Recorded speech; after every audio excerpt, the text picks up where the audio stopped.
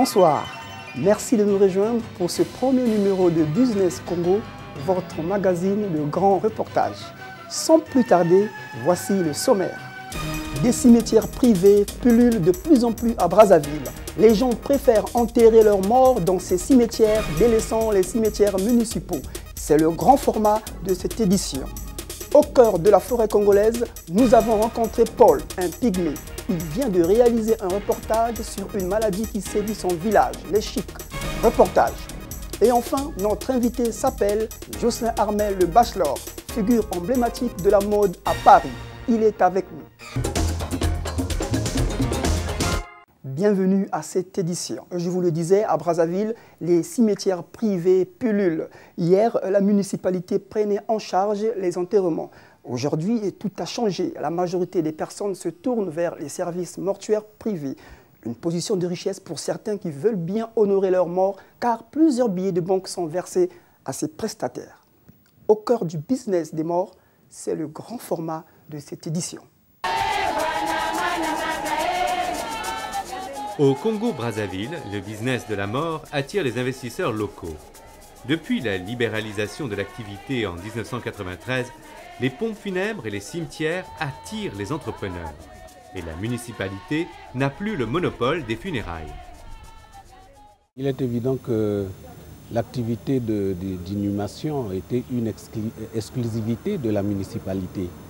Bon, il se trouve qu'avec le vent de la libéralisation qui a soufflé sur le pays, ce secteur n'a pas été épargné. Il y a donc des privés qui effectivement ont pensé qu'ils pouvaient exercer dans ce domaine.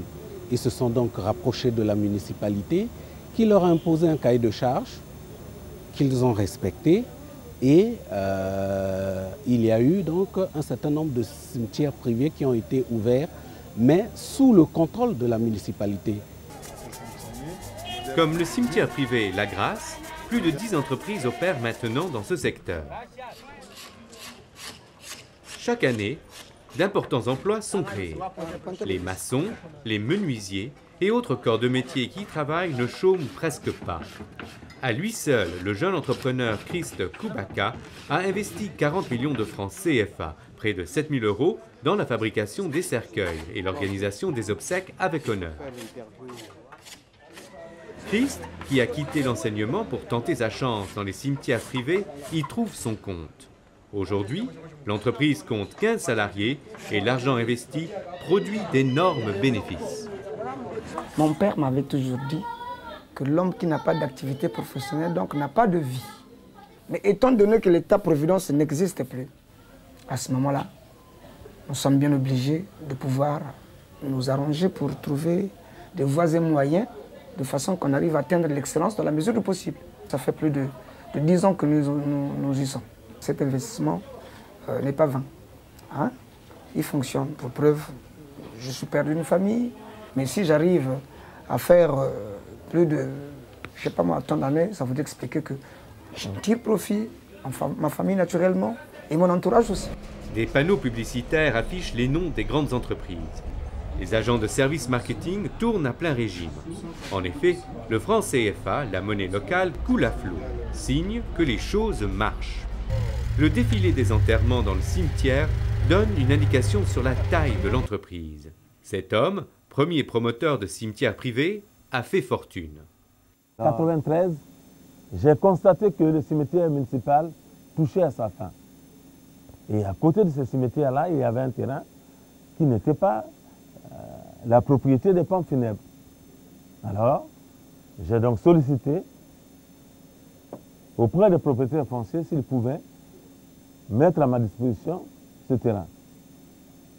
Et j'ai écrit à la mairie de Brazzaville pour dire que je commençais à exploiter un cimetière privé dénommé cimetière privé Bouka.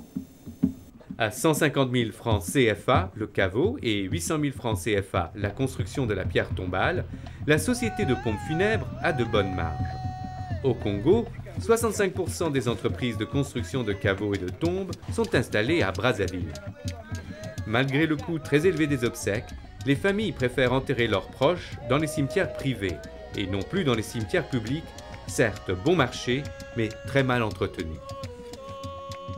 Le client préfère enterrer dans un cimetière privé parce que bon, il y a la propriété, les services sont là réels. Alors qu'un service de l'État, vous voyez vous-même, tout est négligé, il y a les herbes, alors que les cimetières privés sont entretenus. Donc le parent préfère enterrer dans un cimetière privé. Enterrer dans un cimetière privé est signe de richesse et de noblesse. La fortune d'une famille se reconnaît par l'organisation avec dignité des obsèques d'un parent défunt. Pour l'honneur de la famille et pour le respect que nous donnons à notre frère défunt, ce dernier appartenant à une famille noble, nous avons jugé normal qu'il soit enterré dans un cimetière privé, et cela avec dignité. On l'a compris, au Congo, les funérailles sont aussi une occasion d'exposer son niveau de vie. C'est un signe extérieur de richesse. Même si certains s'endettent lourdement pour des funérailles fastueuses, alors que l'on n'avait pas les moyens de soigner le mourant. Les funérailles au Congo, quel sous-développement mental. Je dirais même quel gâchis. Sinon, comment comprendre quelqu'un malade, il est abandonné à soi. Pour 2000 francs, il souffre, il meurt seul, abandonné à l'hôpital.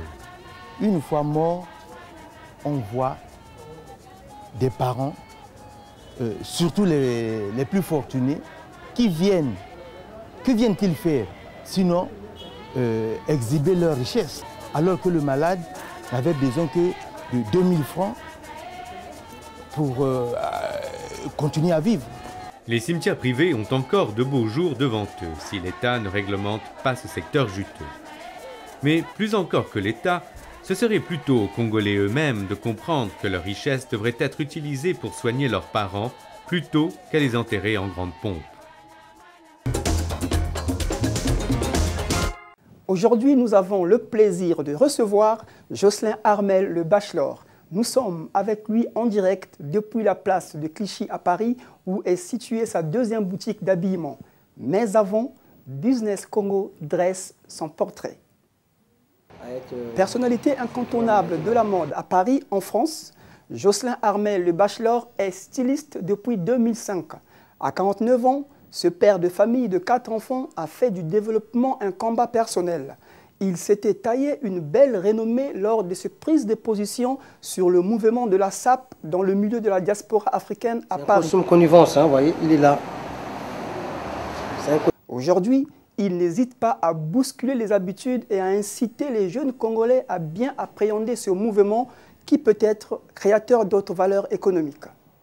Jocelyn Armel, le bachelor, bonjour. Bonjour, monsieur le journaliste. Merci d'avoir accepté notre invitation. Vous êtes, comme je le disais, une personnalité incontournable de la mode africaine à Paris. Alors, racontez-nous en 2 mots le concept Connivence, une marque que vous venez de créer.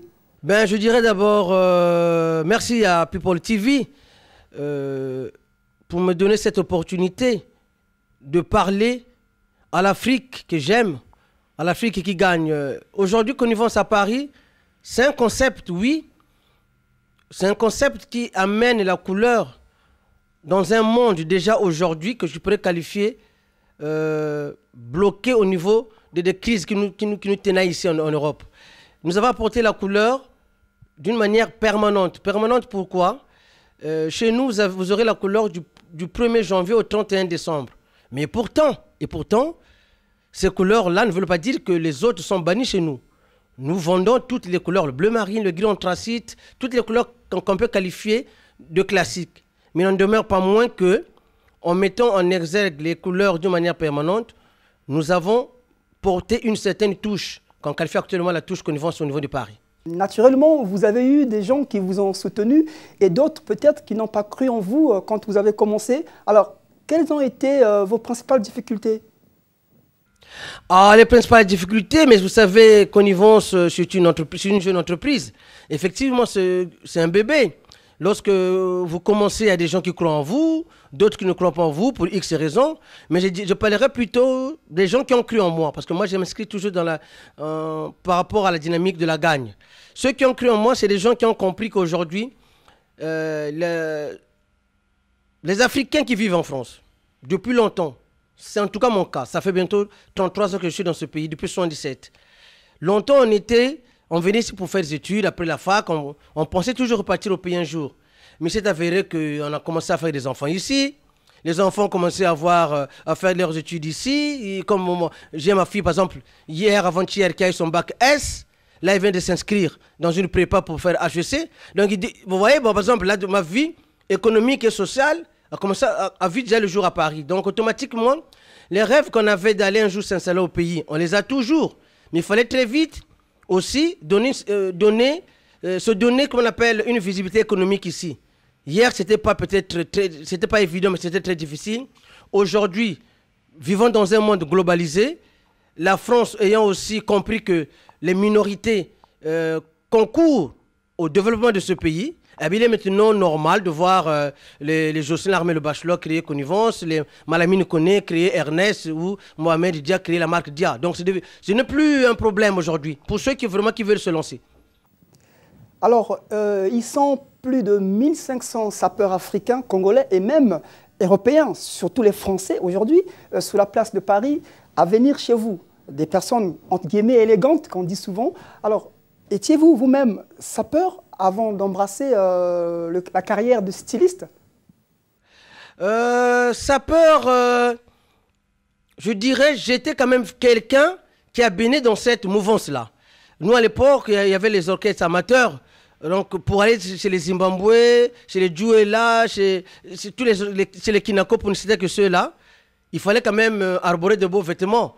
Mais vous savez, moi, actuellement, ou les gens de ma génération, nous, on a eu des aînés qu'on a eu à copier. Lesquels aînés ont eu à copier les grands-pères, des choses comme ça. Donc, je peux penser que j'ai baigné dans cette mouvance-là.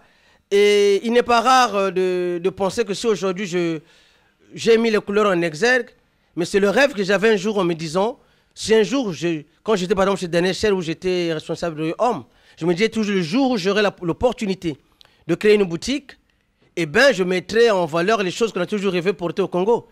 J'ai dit souvent tantôt que je Connivence, c'est l'art de faire porter aux gens les choses qu'ils ont toujours rêvé, mais qu'on leur a jamais proposé.